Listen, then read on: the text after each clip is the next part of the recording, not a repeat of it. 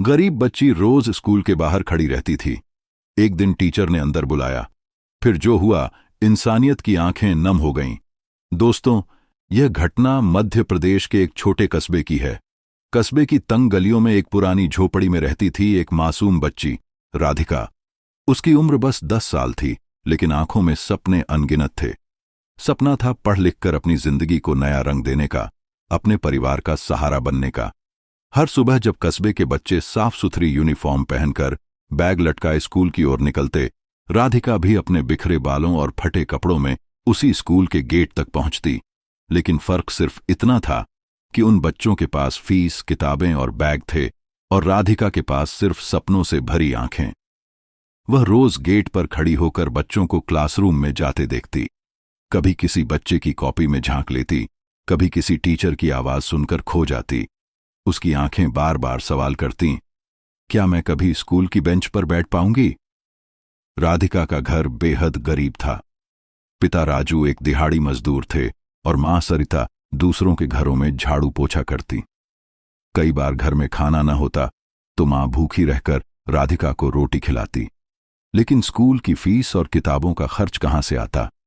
एक दिन मां ने आंसुओं के साथ कहा, बेटी, हम तुझे स्कूल नहीं भेज पा रहे, लेकिन तू हिम्मत मत हार, भगवान कोई रास्ता जरूर निकालेगा। राधिका ने मां का आंचल थामते हुए कहा, अम्मा, मैं रोज स्कूल जाऊंगी।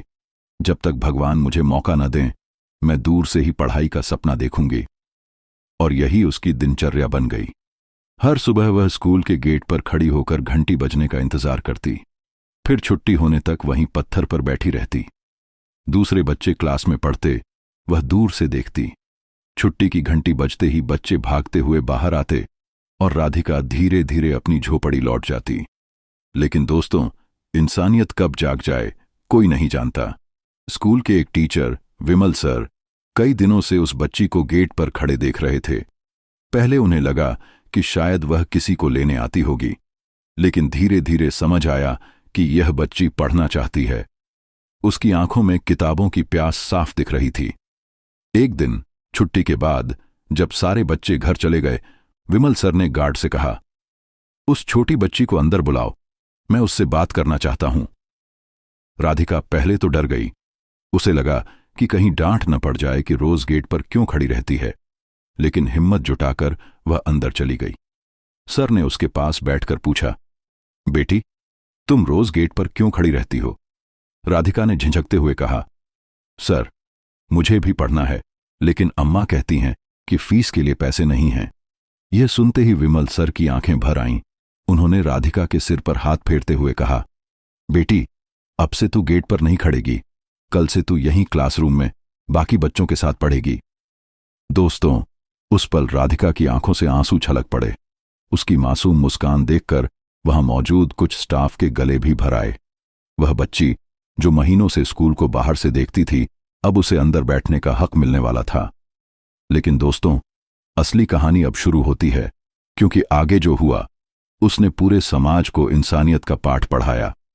अगले दिन जब स्कूल की घंटी बजी, बच्चे हमेशा की तरह यूनिफॉर्म पहनकर क्लास में दाखिल हुए। लेकिन उस दिन नजारा कुछ अलग था।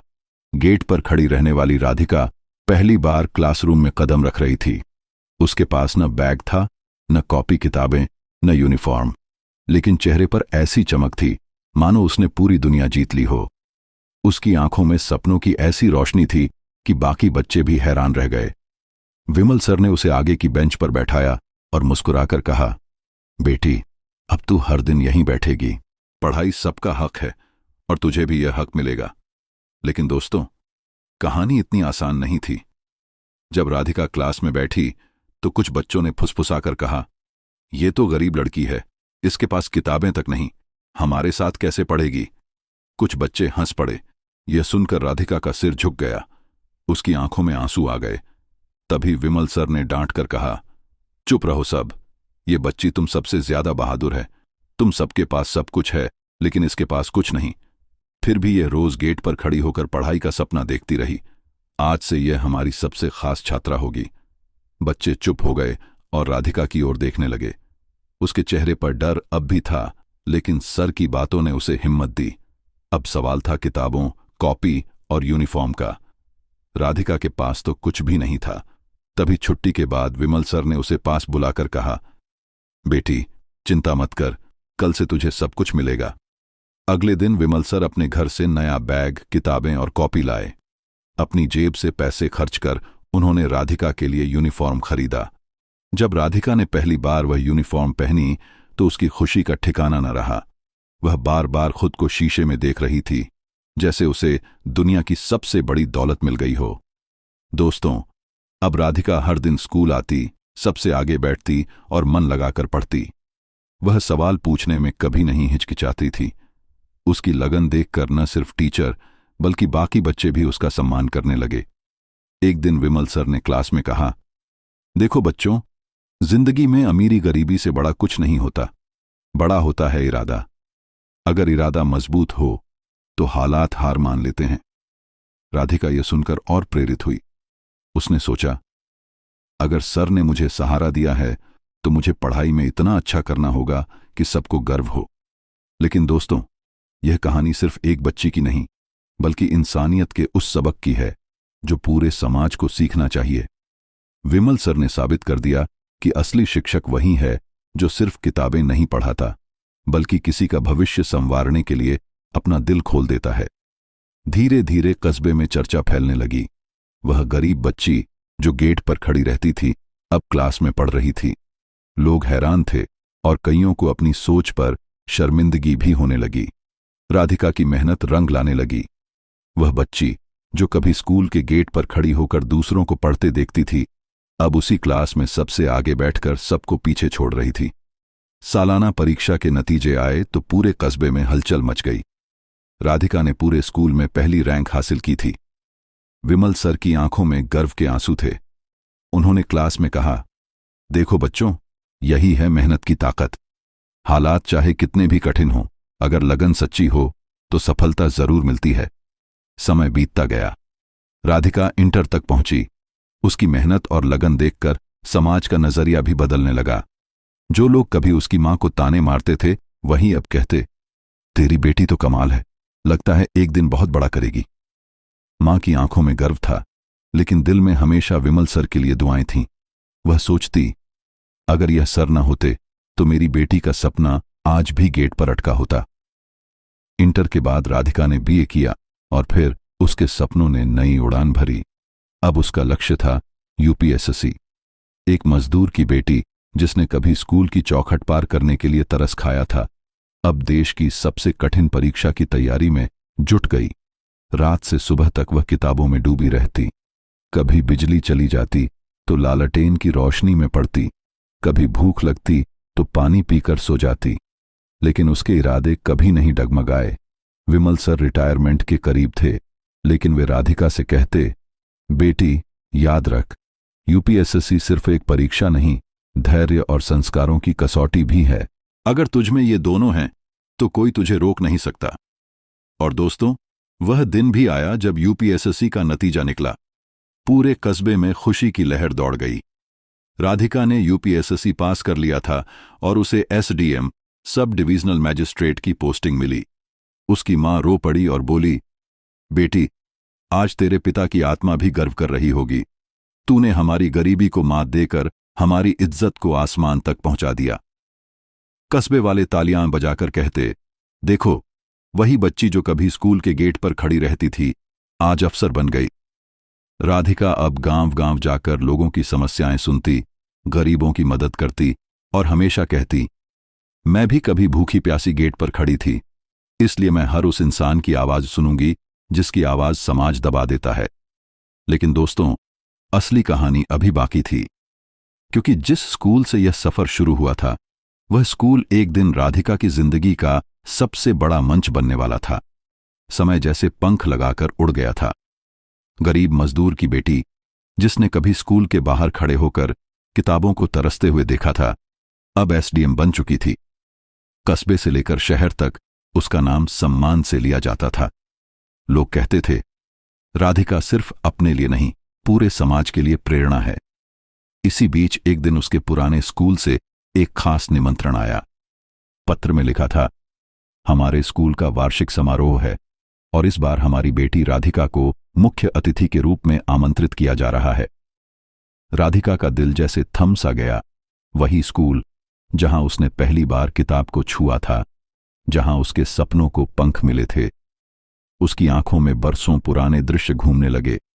वह गेट पर खड़ी छोटी सी बच्ची, विमल सर का हाथ थामकर क्लासरूम में दाखिल होना और गरीबी से लड़ते हुए सपनों का पीछा करना। उसने तुरंत हामी भर दी। समारोह का दिन आया। स्कूल रंग बिरंगी झालरों से सजा था। बच्चे तालियां बजाते, ढोल नगाड़े बज रहे थे और हर ओर खुशी का माहौल था। लेकिन सबसे बड़ी खुशी बच्चों के चेहरों पर थी कि उनकी दीदी अब अफसर बनकर लौट रही थी। गेट पर जैसे ही राधिका की गाड़ी रुकी, सबकी निगाहें उसकी ओर उठ गईं। सादी सफेद साड़ी, सीधी सादी मुस्कान और आंखों में वही चमक, लेकिन इस बार एक अफसर की गरिमा के साथ। बच्चे फूल बरसाने लगे और स्कूल में गूंज उठा, एसडीएम मैडम की जय हो। राधिका की आंखें नम हो गईं। उसने सोचा, कभी मैं इसी गेट पर खड़ी होकर रोया करती थी और आज इसी गेट से मेरा स्वागत हो रहा है। समारोह शुरू हुआ। स्टेज पर जब राधिका पहुंची तो सबसे पहले उसने हाथ जोड़कर अपने गुरु विमल सर को प्रणाम किया। पूरा हॉल तालियों से गूंज उठा। विमल सर अब उम्र दराज हो चुके थे। चेहरे पर झुर्रियां थीं, बाल सफेद हो गए थे, लेकिन उनकी आंखों में एक अलग चमक थी, क्योंकि यह सिर्फ स्कूल का वार्षिक समारोह नहीं था, बल्कि उनका रिटायरमेंट समारोह भी था। प्रधानाचार्य ने घोषणा की, आज हम गर्व महसूस कर रहे हैं कि हमारी सबसे होनहार छात्रा राधिका एसडीएम बनकर हमारे बीच मुख्य अतिथि के रूप में मौजूद है और आज ही विमल सर का रिटायरमेंट भी है। यह गुरु शिष्य की अनोखी मुलाकात हमारे लिए इतिहास बन जाएगी। राधिका स्टेज पर खड़ी होकर भीगी आवाज में बोली, दोस्तों, अगर आज मैं यहां खड़ी हूं तो इसका श्रेय सिर्फ मेरे गुरुजी विमल सर को जाता है। अगर उस दिन इन्होंने मुझे गेट के बाहर खड़ा देखकर अंदर न बुलाया होता तो शायद मैं आज मजदूरी कर रही होती। मेरे पिता की मेहनत और मेरी मां की दुआएं तो थीं, लेकिन असली चमत्कार गुरु के संस्कारों ने किया। यह सुनकर पूरा हॉल भावुक हो गया। बच्चों की तालियां गूंज उठीं, शिक्षक रो पड़े और विमल सर की आंखों से आंसू बह निकले। अगर तुझ में ये दोनों हैं तो कोई तुझे रोक नहीं सकता। और दोस्तों, वह दिन भी आया जब यूपीएसएससी का नतीजा निकला। पूरे कस्बे में खुशी की लहर दौड़ गई। राधिका ने यूपीएसएससी पास कर लिया था और उसे एसडीएम सब डिवीजनल मैजिस्ट्रेट की पोस्टिंग मिली। उसकी मां रो पड़ी और बोली, बेटी, आज तेरे पिता की आत्मा भी गर्व कर रही होगी। तूने हमारी गरीबी को मात देकर हमारी इज्जत को आसमान तक पहुंचा दिया। कस्बे वाले तालियां बजाकर कहते, देखो, वही बच्ची जो कभी स्कूल के गेट पर खड़ी रहती थी आज अफसर बन गई। राधिका अब गांव-गांव जाकर लोगों की समस्याएं सुनती, गरीबों की मदद करती और हमेशा कहती, मैं भी कभी भूखी प्यासी गेट पर खड़ी थी, इसलिए मैं हर उस इंसान की आवाज सुनूंगी जिसकी आवाज समाज दबा देता है।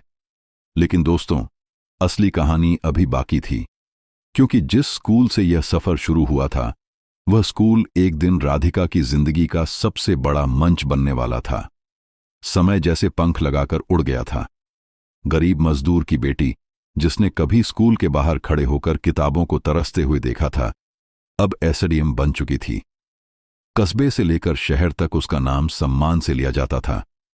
लोग कहते थे, राधिका सिर्फ अपने लिए नहीं, पूरे समाज के लिए प्रेरणा है। इसी बीच एक दिन उसके पुराने स्कूल से एक खास निमंत्रण आया। पत्र में लिखा था, हमारे स्कूल का वार्षिक समारोह है और इस बार हमारी बेटी राधिका को मुख्य अतिथि के रूप में आमंत्रित किया जा रहा है। राधिका का दिल जैसे थम सा गया। वही स्कूल जहां उसने पहली बार किताब को छुआ था, जहां उसके सपनों को पंख मिले थे। उसकी आंखों में बरसों पुराने दृश्य घूमने लगे। वह गेट पर खड़ी छोटी सी बच्ची, विमल सर का हाथ थामकर क्लासरूम में दाखिल होना और गरीबी से लड़ते हुए सपनों का पीछा करना। उसने तुरंत हामी भर दी। समारोह का दिन आया। स्कूल रंग बिरंगी झालरों से सजा था। बच्चे तालियां बजाते, ढोल नगाड़े बज रहे थे और हर ओर खुशी का माहौल था। लेकिन सबसे बड़ी खुशी बच्चों के चेहरों पर थी कि उनकी दीदी अब अफसर बनकर लौट रही थी। गेट पर जैसे ही राधिका की गाड़ी रुकी, सबकी निगाहें उसकी ओर उठ गईं। सादी सफेद साड़ी, सीधी सादी मुस्कान और आंखों में वही चमक, लेकिन इस बार एक अफसर की गरिमा के साथ। बच्चे फूल बरसाने लगे और स्कूल में गूंज उठा, एसडीएम मैडम की जय हो। राधिका की आंखें नम हो गईं। उसने सोचा, कभी मैं इसी गेट पर खड़ी होकर रोया करती थी और आज इसी गेट से मेरा स्वागत हो रहा है। समारोह शुरू हुआ। स्टेज पर जब राधिका पहुंची तो सबसे पहले उसने हाथ जोड़कर अपने गुरु विमल सर को प्रणाम किया। पूरा हॉल तालियों से गूंज उठा। विमल सर अब उम्रदराज हो चुके थे। चेहरे पर झुर्रियां थीं, बाल सफेद हो गए थे, लेकिन उनकी आंखों में एक अलग चमक थी, क्योंकि यह सिर्फ स्कूल का वार्षिक समारोह नहीं था, बल्कि उनका रिटायरमेंट समारोह भी था। प्रधानाचार्य ने घोषणा की, आज हम गर्व महसूस कर रहे हैं कि हमारी सबसे होनहार छात्रा राधिका एसडीएम बनकर हमारे बीच मुख्य अतिथि के रूप में मौजूद है और आज ही विमल सर का रिटायरमेंट भी है। ये गुरु शिष्य की अनोखी मुलाकात हमारे लिए इतिहास बन जाएगी। राधिका स्टेज पर खड़ी होकर भीगी आवाज में बोली, दोस्तों, अगर आज मैं यहां खड़ी हूं तो इसका श्रेय सिर्फ मेरे गुरुजी विमल सर को जाता है। अगर उस दिन इन्होंने मुझे गेट के बाहर खड़ा देखकर अंदर न बुलाया होता तो शायद मैं आज मजदूरी कर रही होती। मेरे पिता की मेहनत और मेरी मां की दुआएं तो थीं, लेकिन असली चमत्कार गुरु के संस्कारों ने किया। यह सुनकर पूरा हॉल भावुक हो गया।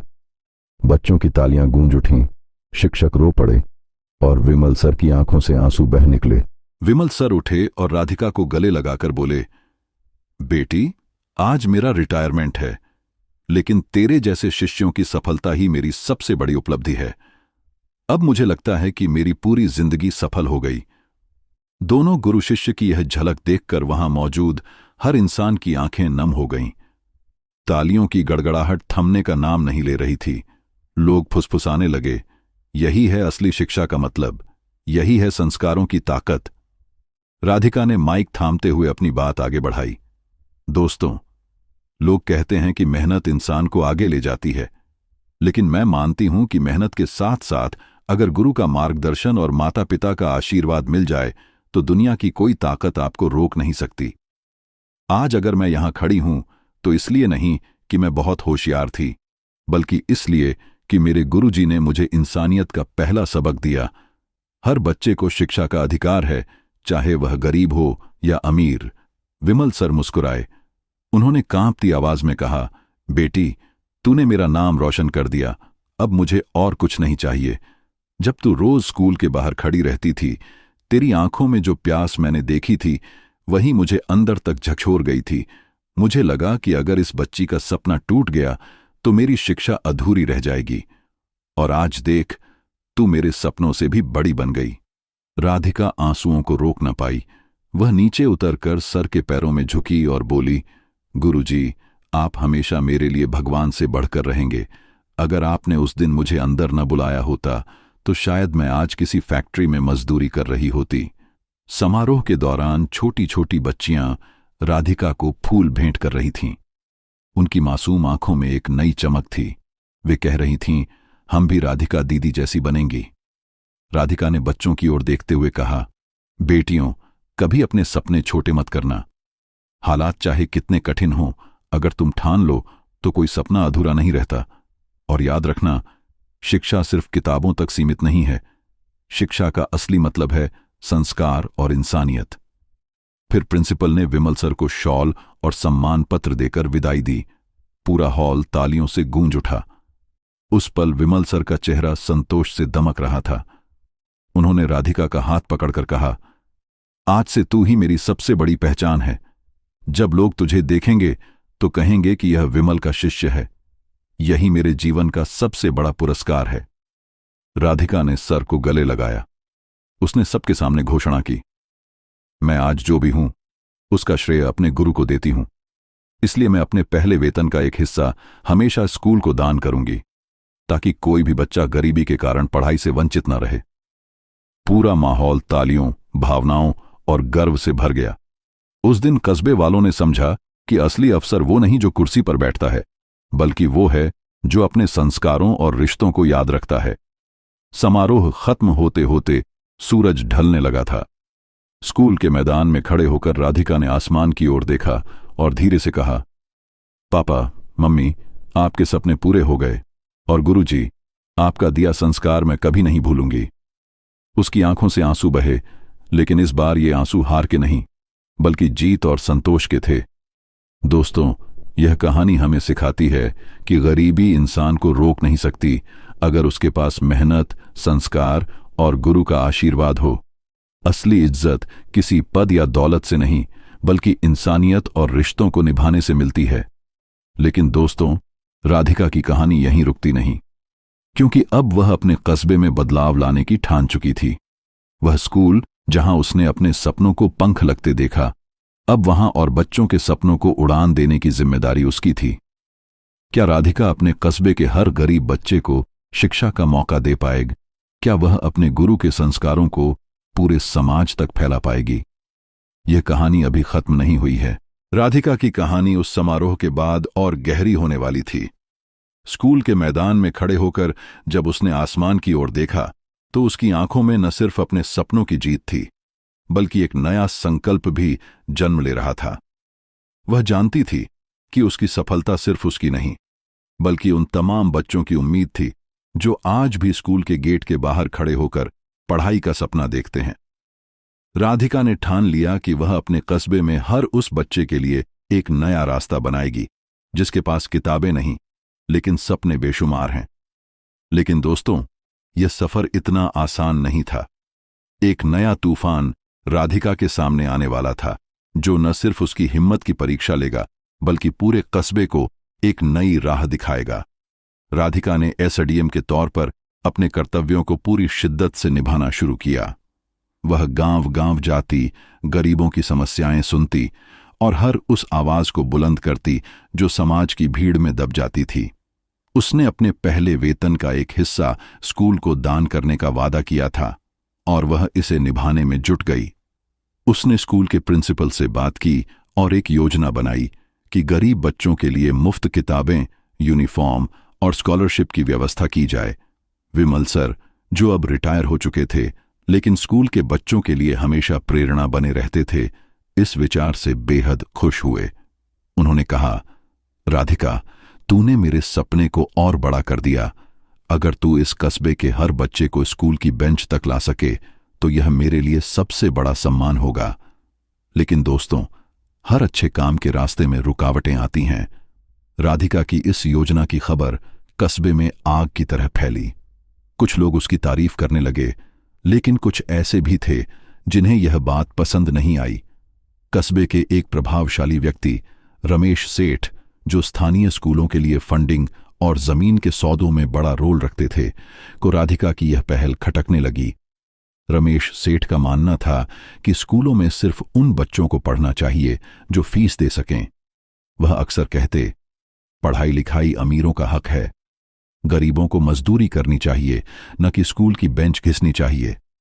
राधिका की योजना उनके लिए एक खतरा थी, क्योंकि इससे स्कूलों में गरीब बच्चों की संख्या बढ़ने वाली थी और उनके निजी स्कूलों का बिजनेस प्रभावित हो सकता था। रमेश सेठ ने अपने प्रभाव का इस्तेमाल शुरू किया। उन्होंने कुछ स्थानीय नेताओं और स्कूल कमेटी के सदस्यों को अपने पक्ष में कर लिया। एक दिन स्कूल की मीटिंग में रमेश सेठ ने खुलेआम राधिका की योजना का विरोध किया। उन्होंने कहा, यह एसडीएम मैडम को क्या जरूरत है स्कूल के मामलों में दखल देने की?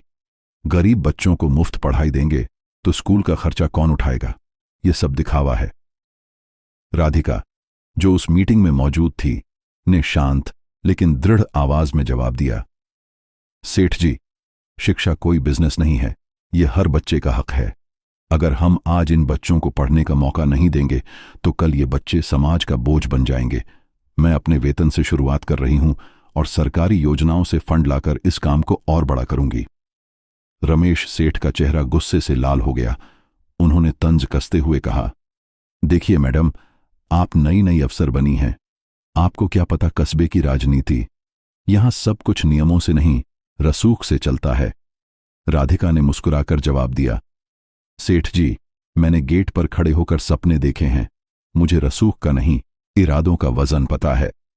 मीटिंग में मौजूद लोग राधिका की हिम्मत देखकर हैरान रह गए। कुछ ने तालियां बजाईं, लेकिन रमेश सेठ ने मन ही मन ठान लिया कि वह राधिका की इस योजना को किसी भी कीमत पर रोकेंगे। दोस्तों, यहां से कहानी एक रोमांचक मोड़ लेती है। रमेश सेठ ने अपने प्रभाव का इस्तेमाल कर स्कूल के लिए सरकारी फंडिंग को रोकने की कोशिश शुरू की। उन्होंने कुछ अधिकारियों को रिश्वत देकर राधिका की योजना को अटकाने की साजिश रची। इसके अलावा उन्होंने कस्बे में अफवाहें फैलानी शुरू कीं कि राधिका सिर्फ अपनी वाहवाही के लिए यह सब कर रही है और गरीब बच्चों को पढ़ाकर स्कूलों का स्तर गिरा देगी। कस्बे के कुछ लोग जो रमेश सेठ के प्रभाव में थे, इन बातों में आ गए। राधिका के सामने अब सिर्फ प्रशासनिक चुनौतियां ही नहीं, बल्कि सामाजिक विरोध भी खड़ा होने लगा। लेकिन राधिका वो बच्ची थी जिसने कभी स्कूल के गेट पर खड़े होकर हार नहीं मानी थी। उसने अपने पुराने स्कूल के बच्चों और शिक्षकों को इकट्ठा किया। उसने विमल सर से सलाह ली, जो अब भी उसके सबसे बड़े मार्गदर्शक थे। विमल सर ने कहा, बेटी, जब मैंने तुझे गेट पर देखा था तब भी लोग कहते थे कि एक गरीब बच्ची को स्कूल में जगह देना बेकार है, लेकिन तूने साबित किया कि सपने सच हो सकते हैं। अब तुझे इस कस्बे के हर बच्चे के लिए वही करना है। रुकावटें आएंगी, लेकिन तेरा इरादा उनसे बड़ा है। राधिका ने एक अनोखा कदम उठाया। उसने कस्बे के बच्चों और उनके माता पिता के साथ एक खुला सभा आयोजित की। उसने स्कूल के मैदान में माइक थामा और कहा, दोस्तों, मैं भी कभी इसी स्कूल के गेट पर खड़ी थी। मेरे पास न किताब थी न यूनिफॉर्म, लेकिन मेरे गुरुजी ने मुझे मौका दिया। आज मैं आपसे वादा करती हूं कि मैं हर उस बच्चे को स्कूल की बेंच तक लाऊंगी जो पढ़ना चाहता है। अगर कोई सेठ या साहूकार मेरे रास्ते में आएगा तो मैं अपने इरादों से उसका रास्ता रोकूंगी। सभा में मौजूद लोग उसकी बात सुनकर भावुक हो गए। कई माता पिता जिनके बच्चे गरीबी के कारण स्कूल नहीं जा पाते थे, आगे आए और राधिका का साथ देने का वादा किया। लेकिन दोस्तों, यहां कहानी में एक और ट्विस्ट आता है। रमेश सेठ को जब यह पता चला कि राधिका जनता का समर्थन जुटा रही है, तो उन्होंने एक खतरनाक कदम उठाया। उन्होंने अपने कुछ गुर्गों को राधिका की सभा में भेजा ताकि वहां हंगामा हो और उसकी योजना बदनाम हो। सभा के दिन जब राधिका बच्चों और माता पिता को संबोधित कर रही थी, अचानक कुछ लोग नारे लगाने लगे।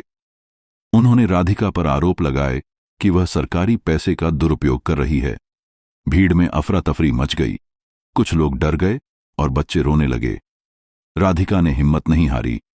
उसने माइक थामा और कहा, दोस्तों, ये लोग हमें डराना चाहते हैं, लेकिन मैं डरने वाली नहीं। जो लोग शिक्षा को बिजनेस समझते हैं, वे आज मेरे सामने खड़े हैं। मैं आपसे पूछती हूं, क्या आपके बच्चों का भविष्य बिकाऊ है? उसकी बात ने भीड़ को फिर से एकजुट कर दिया।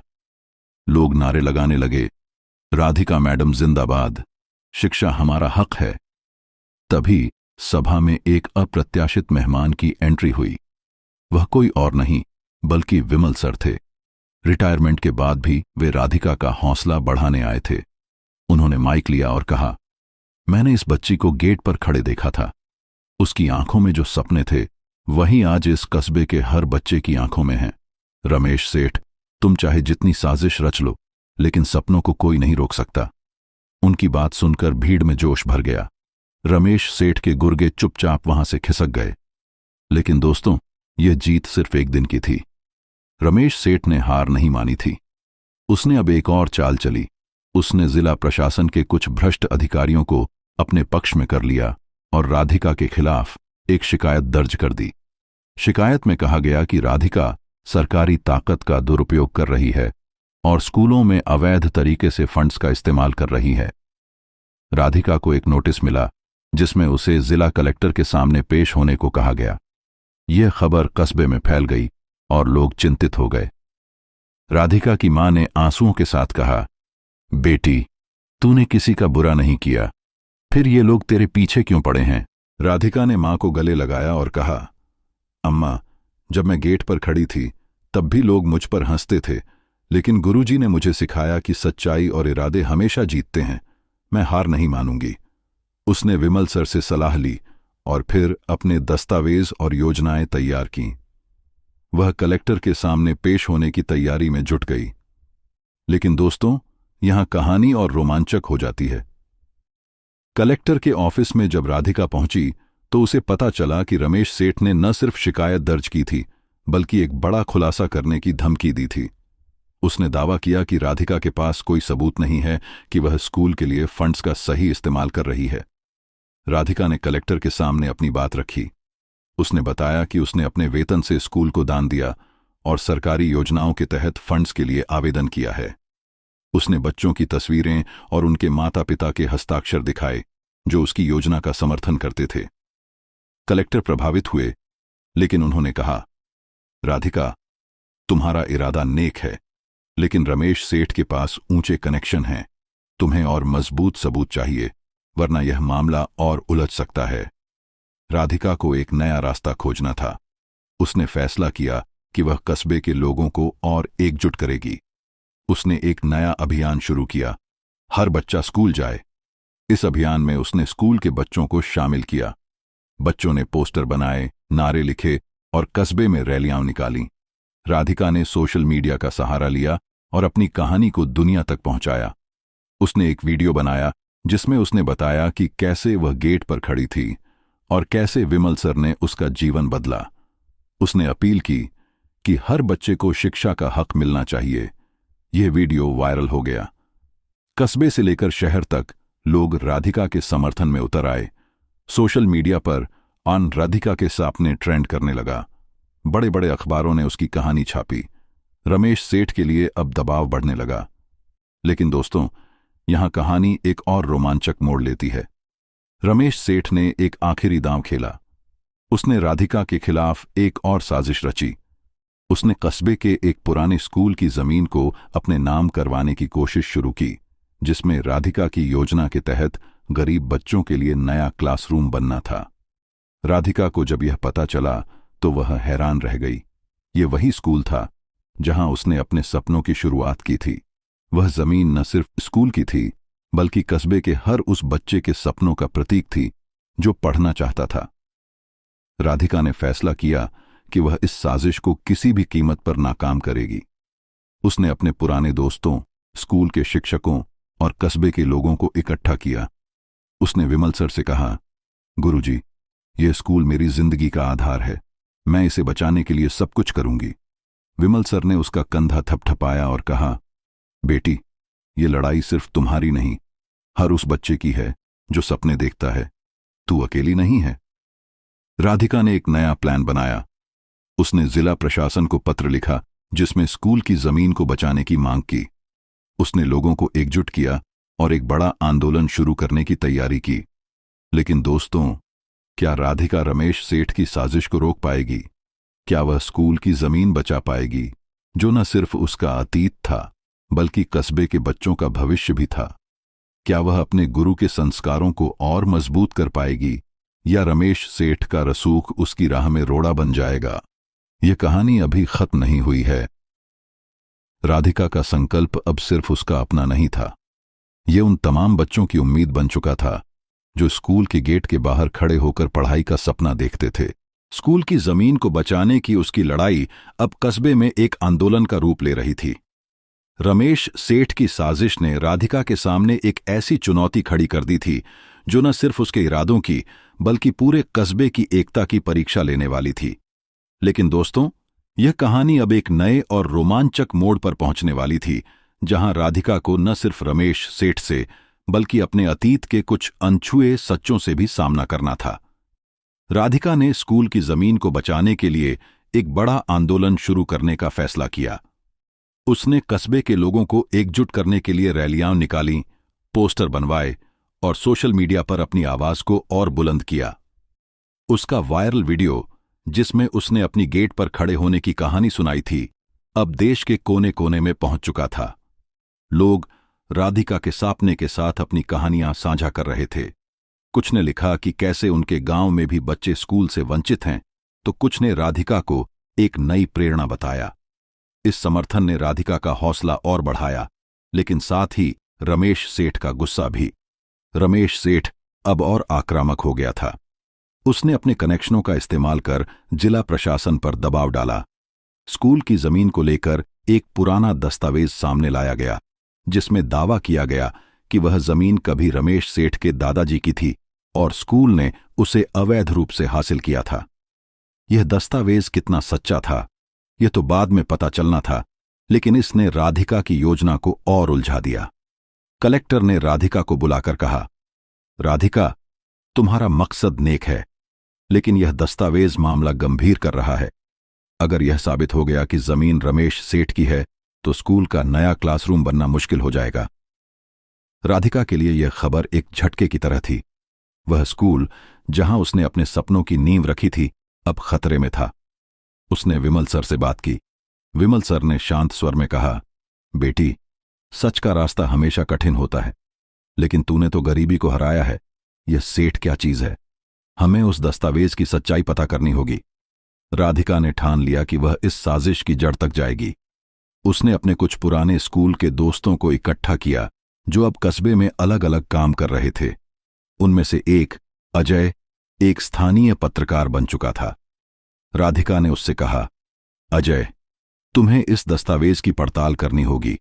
मुझे यकीन है कि रमेश सेठ ने इसमें कोई गड़बड़ की है। अजय ने तुरंत काम शुरू किया। उसने पुराने रिकॉर्ड्स खंगाले, गांव के बुजुर्गों से बात की और जिला कार्यालय में पुराने दस्तावेजों की छानबीन की। इस बीच राधिका ने अपने आंदोलन को और तेज किया। उसने कस्बे के बच्चों को एक खास प्रोजेक्ट दिया। बच्चों ने स्कूल की जमीन पर एक छोटा सा बगीचा तैयार किया, जिसे उन्होंने सपनों का बगीचा नाम दिया। हर बच्चे ने वहां एक पौधा लगाया और उस पर अपने सपने लिखे।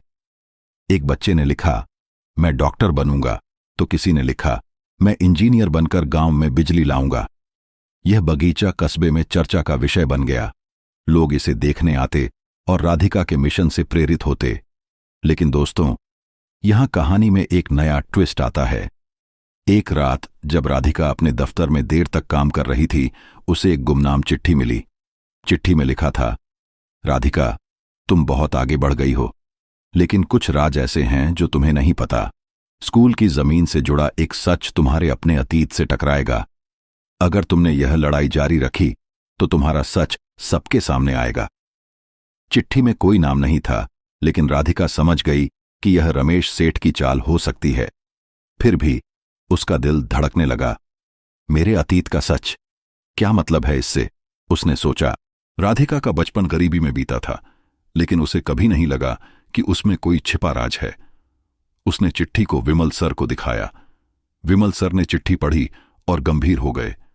उन्होंने कहा, राधिका, यह एक डराने की चाल हो सकती है, लेकिन हमें सावधान रहना होगा। तू अपने माता पिता से बात कर, शायद कोई पुरानी बात हो जो तुझे नहीं पता। राधिका ने अपनी मां सरिता से बात की। मां पहले तो चुप रहीं, फिर आंसुओं के साथ बोलीं, बेटी, मैंने तुझसे कुछ बातें छिपाई थीं, क्योंकि मैं नहीं चाहती थी कि तेरा ध्यान पढ़ाई से हटे। लेकिन अब वक्त आ गया है कि तुझे सच पता चले। मां ने बताया कि राधिका के पिता राजू असल में स्कूल की उस जमीन से जुड़े एक पुराने विवाद का हिस्सा थे। कई साल पहले जब स्कूल बन रहा था, राजू ने अपनी छोटी सी जमीन स्कूल को दान दी थी ताकि गांव के बच्चे पढ़ सकें। लेकिन उस वक्त कुछ लोग, जिनमें रमेश सेठ के पिता भी शामिल थे, उस जमीन पर अपना हक जताना चाहते थे। यह खुलासा राधिका के लिए एक झटके की तरह था। उसने सोचा, तो क्या मेरे पिता की दी हुई जमीन ही अब खतरे में है? उसने मां से पूछा, अम्मा, क्या हमारे पास कोई सबूत है कि यह जमीन पापा ने स्कूल को दी थी? मां ने एक पुराना बक्सा खोला जिसमें कुछ फटे पुराने कागज थे। उनमें से एक कागज पर लिखा था कि राजू ने अपनी जमीन स्कूल को दान दी थी और उस पर गांव के कुछ बुजुर्गों के हस्ताक्षर थे। लेकिन वह कागज इतना पुराना था कि उसकी स्याही धुंधली हो चुकी थी। राधिका को समझ आया कि इस कागज को कोर्ट में सबूत के तौर पर पेश करना मुश्किल होगा। उधर अजय की पड़ताल में एक चौंकाने वाला खुलासा हुआ। उसने पाया कि रमेश सेठ का दस्तावेज जाली था। उसने एक पुराने क्लर्क से बात की, जिसने बताया कि रमेश सेठ के पिता ने सालों पहले जमीन के रिकॉर्ड्स में हेराफेरी की थी। लेकिन इस बात का सबूत जुटाना आसान नहीं था, क्योंकि पुराने रिकॉर्ड्स गायब हो चुके थे। अजय ने राधिका से कहा, हमें एक बड़ा सबूत चाहिए, वरना रमेश सेठ कोर्ट में बाजी मार लेगा। राधिका अब दौराहे पर थी।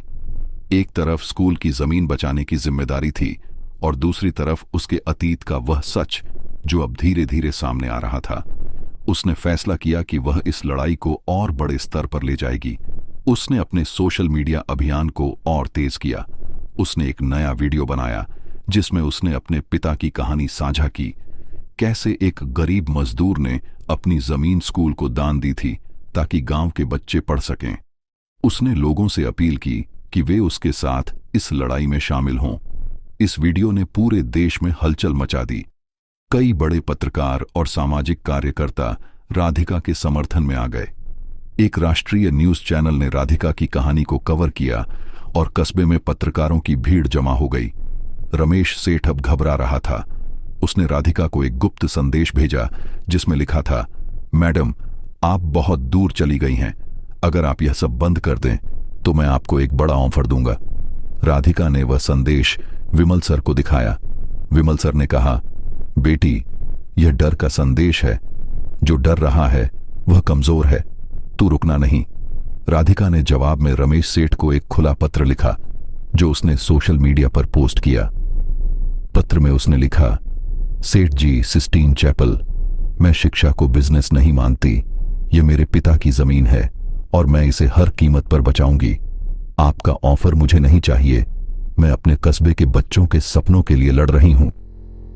यह पत्र वायरल हो गया और रमेश सेठ का नाम पूरे देश में बदनाम होने लगा। लेकिन दोस्तों, यहां कहानी में एक और रोमांचक ट्विस्ट आता है। एक रात राधिका के घर के बाहर कुछ अनजान लोग देखे गए। वे वहां से भाग गए, लेकिन राधिका को शक हुआ कि यह रमेश सेठ की कोई नई चाल हो सकती है। अगली सुबह जब वह अपने दफ्तर पहुंची तो उसे पता चला कि उसके ऑफिस में कुछ जरूरी फाइलें गायब हो गई थीं। इन फाइलों में स्कूल की जमीन से जुड़े कुछ अहम दस्तावेज थे। राधिका समझ गई कि यह कोई साधारण चोरी नहीं थी। रमेश सेठ अब हर हद पार कर रहा था। राधिका ने अजय और विमल सर के साथ मिलकर एक नया प्लान बनाया। उसने फैसला किया कि वह कस्बे के बुजुर्गों को इकट्ठा करेगी जो सालों पहले जमीन के दान के गवाह थे। लेकिन यह काम आसान नहीं था क्योंकि कई बुजुर्ग अब बूढ़े हो चुके थे और कुछ का देहांत हो चुका था। राधिका ने अपने आंदोलन को और तेज किया। उसने बच्चों और उनके माता पिता के साथ मिलकर एक बड़ा प्रदर्शन आयोजित करने का फैसला किया। यह प्रदर्शन स्कूल के गेट पर होने वाला था और इसका मकसद था रमेश सेठ के झूठ को बेनकाब करना। प्रदर्शन का दिन आया। कस्बे का हर बच्चा, हर माता पिता और हर वह इंसान जो राधिका के मिशन में यकीन रखता था, स्कूल के गेट पर इकट्ठा हुआ। बच्चे अपने बनाए पोस्टर लिए हुए थे जिन पर लिखा था, हमारा स्कूल, हमारा हक। राधिका ने माइक थामा और कहा, दोस्तों, यह स्कूल सिर्फ एक इमारत नहीं है, यह हमारे सपनों का घर है। मेरे पिता ने इसके लिए अपनी जमीन दी थी और मैं इसे किसी सेठ के हवाले नहीं होने दूंगी। भीड़ में जोश भर गया। तभी अचानक एक गाड़ी स्कूल के गेट के पास रुकी। उसमें से एक आदमी उतरा जिसके हाथ में एक पुराना बक्सा था। उसने राधिका को बुलाया और कहा, मैडम, मैं आपके पिता का दोस्त था। यह बक्सा उन्होंने मुझे दिया था और कहा था कि अगर कभी स्कूल को खतरा हो तो इसे खोलना। राधिका ने बक्सा खोला। उसमें कुछ पुराने कागज और एक डायरी थी। डायरी में राधिका के पिता ने स्कूल की जमीन के दान की पूरी कहानी लिखी थी, जिसमें रमेश सेठ के पिता की साजिश का जिक्र भी था। यह एक ऐसा सबूत था जो रमेश सेठ को बेनकाब कर सकता था। लेकिन दोस्तों, क्या यह सबूत कोर्ट में टिक पाएगा? क्या राधिका इस डायरी और कागजों के आधार पर स्कूल की जमीन बचा पाएगी? या रमेश सेठ की कोई नई चाल फिर से राधिका के रास्ते में आएगी? और वह गुमनाम चिट्ठी का राज क्या था जो राधिका के अतीत से जुड़ा था? यह कहानी अभी खत्म नहीं हुई है। राधिका के सामने खुला बक्सा और उसमें मिली डायरी स्कूल की जमीन को बचाने की आखिरी उम्मीद थी। डायरी में उसके पिता राजू के हस्ताक्षर और गवाहों के नाम थे जो यह साबित करते थे कि स्कूल की जमीन उनके दान की थी। लेकिन रमेश सेठ की साजिश और गुमनाम चिट्ठी का रहस्य अब भी राधिका के सामने एक पहेली बना हुआ था। यह लड़ाई अब सिर्फ स्कूल की जमीन की नहीं थी, बल्कि कस्बे के हर उस बच्चे के भविष्य की थी जो सपनों की चौखट पर खड़ा था। राधिका जानती थी कि यह उसका आखिरी मौका है और वह इसे किसी भी कीमत पर गंवाना नहीं चाहती थी। लेकिन दोस्तों, यह अंतिम अध्याय राधिका की हिम्मत, इंसानियत और उसके गुरु के संस्कारों की जीत की कहानी है। राधिका ने अपने दोस्त अजय और विमल सर के साथ मिलकर एक ठोस रणनीति बनाई।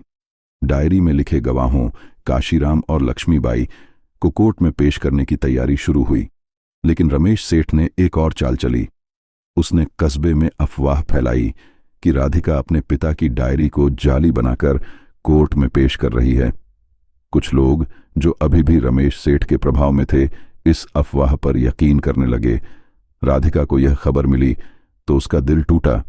उसने अपनी मां सरिता से कहा, अम्मा, लोग मेरे पिता की नेकदिली पर सवाल उठा रहे हैं। क्या सच को साबित करना इतना मुश्किल है? सरिता ने राधिका का हाथ थामकर कहा, बेटी, जब तू स्कूल के गेट पर खड़ी थी तब भी लोग तुझ पर हंसते थे, लेकिन तेरे इरादों ने उन्हें चुप करा दिया। अब तुझे अपने पिता के सच को उसी हिम्मत से सामने लाना है। राधिका की आंखों में एक नई चमक आई। उसने विमल सर से सलाह ली। विमल सर ने कहा, राधिका, सच का रास्ता हमेशा कांटों भरा होता है, लेकिन तूने तो गरीबी को हराया। यह सेठ क्या चीज है? हमें गवाहों के साथ साथ पूरे कस्बे को एकजुट करना होगा। राधिका ने एक अनोखा कदम उठाया। उसने कस्बे के स्कूल में एक खुली सभा बुलाई, जिसमें उसने डायरी की कहानी सबके सामने रखी। उसने बच्चों, उनके माता पिता और कस्बे के बुजुर्गों को बुलाया। सभा में उसने माइक थामा और कहा, दोस्तों, यह डायरी मेरे पिता की है। उन्होंने अपनी जमीन स्कूल को दी थी ताकि आप जैसे बच्चे पढ़ सकें। आज कोई उस जमीन को छीनना चाहता है, लेकिन मैं आपसे वादा करती हूं, मैं यह जमीन बचाऊंगी। उसने डायरी को ऊंचा उठाया और कहा, यह मेरे पिता का सपना है और मैं इसे टूटने नहीं दूंगी। सभा में मौजूद लोग भावुक हो गए। बच्चे चिल्लाए, राधिका दीदी, हम आपके साथ हैं। काशीराम और लक्ष्मीबाई भी वहां मौजूद थे। उन्होंने सबके सामने बताया कि कैसे राजू ने अपनी जमीन स्कूल को दी थी और रमेश सेठ के पिता ने उन्हें धमकाया था। यह सुनकर कस्बे वालों का गुस्सा भड़क उठा। उन्होंने रमेश सेठ के खिलाफ नारे लगाए और राधिका का साथ देने का फैसला किया। इस सभा ने रमेश सेठ को बैकफुट पर ला दिया। उसका जाली दस्तावेज अब कमजोर पड़ने लगा था। लेकिन दोस्तों, यहां कहानी में एक आखिरी ट्विस्ट आया। कोर्ट की सुनवाई से ठीक एक रात पहले रमेश सेठ ने राधिका को एक गुप्त मुलाकात के लिए बुलाया। उसने कहा, मैडम, मैं हार मानने को तैयार हूं, लेकिन मेरी एक शर्त है। तुम यह केस वापस ले लो और मैं तुम्हें एक बड़ा फंड दूंगा, जिससे तुम अपने स्कूल प्रोजेक्ट को और बड़ा कर सकती हो। राधिका ने उसकी आंखों में देखा और कहा, सेठ जी, मेरे पिता ने यह जमीन पैसे के लिए नहीं, बच्चों के भविष्य के लिए दी थी। मैं आपके पैसे नहीं, सच चाहती हूं। रमेश सेठ ने गुस्से में कहा, तुम बहुत पछताओगी राधिका, मेरे पास अभी भी रसूख है। राधिका ने मुस्कुराकर जवाब दिया, सेठ जी, मेरा रसूख मेरे कस्बे के लोग हैं, मेरे गुरु के संस्कार हैं और मेरे पिता का सच है। आपका रसूख इसके सामने कुछ नहीं। यह सुनकर रमेश सेठ चुप हो गया। अगले दिन कोर्ट में सुनवाई हुई। राधिका ने डायरी, कागजात और गवाहों को पेश किया। काशीराम और लक्ष्मीबाई ने अपनी गवाही दी और अजय ने पुराने रिकॉर्ड से कुछ सबूत पेश किए जो उसने रात दिन मेहनत करके जुटाए थे। रमेश सेठ के वकील ने जाली दस्तावेज पेश किए, लेकिन कोर्ट ने उनकी जांच करवाई। जांच में पता चला कि रमेश सेठ का दस्तावेज जाली था और स्कूल की जमीन राजू के दान की थी। कोर्ट ने फैसला सुनाया, जमीन स्कूल की रहेगी और रमेश सेठ पर जालसाजी का मुकदमा चलेगा। रमेश सेठ को कोर्ट में ही गिरफ्तार कर लिया गया। कस्बे में यह खबर आग की तरह फैली। लोग स्कूल के गेट पर इकट्ठा हुए और राधिका के लिए तालियां बजाईं। बच्चे सपनों का बगीचा में दौड़ते हुए आए और राधिका को फूलों से सजा दिया। राधिका की आंखें नम थीं, लेकिन इस बार ये आंसू जीत के थे। उसने अपने पिता की डायरी को सीने से लगाया और कहा, पापा, आपका सपना पूरा हुआ। राधिका ने स्कूल की जमीन पर नए क्लासरूम बनवाए। उसने हर बच्चा स्कूल जाए प्रोग्राम को पूरे जिले में फैलाया। उसने अपने वेतन का एक हिस्सा स्कूल को दान किया और एक ट्रस्ट बनाया जिसका नाम था राजू शिक्षा ट्रस्ट। इस ट्रस्ट ने न सिर्फ कस्बे बल्कि आसपास के गांवों में गरीब बच्चों के लिए मुफ्त शिक्षा की व्यवस्था की। सपनों का बगीचा अब एक बड़ा लर्निंग सेंटर बन चुका था, जहां बच्चे पढ़ाई के साथ साथ कला, संगीत और खेल सीखते थे। राधिका ने हर बच्चे को प्रेरित किया कि वे अपने सपनों को छोटा न करें। विमल सर, जो अब बूढ़े हो चुके थे, एक दिन राधिका से मिलने आए। उन्होंने कहा, बेटी, तूने मेरे संस्कारों को पूरे देश में फैला दिया। अब मुझे लगता है कि मेरी शिक्षा पूरी हुई। राधिका ने उनके पैर छूकर कहा, गुरुजी, अगर आपने उस दिन मुझे गेट से अंदर न बुलाया होता तो यह दिन कभी ना आता। विमल सर की आंखें नम हो गईं। उन्होंने कहा, राधिका, तू मेरी सबसे बड़ी उपलब्धि है। कस्बे में राधिका का नाम अब एक किंवदंती बन चुका था। लोग उसे सपनों की दीदी कहते थे। उसकी मां सरिता हर दिन मंदिर में जाकर कहती, हे भगवान, मेरी बेटी को और ताकत दे ताकि वह हर बच्चे के लिए रास्ता बनाए। राधिका ने अपने कस्बे को बदल दिया। जहां कभी बच्चे गेट पर खड़े होकर पढ़ाई का सपना देखते थे, वहां अब हर बच्चा क्लासरूम में बैठकर अपने भविष्य को लिख रहा था। एक दिन राधिका स्कूल के मैदान में खड़ी थी। सपनों का बगीचा में बच्चे खेल रहे थे और उनकी हंसी की आवाज हवा में गूंज रही थी।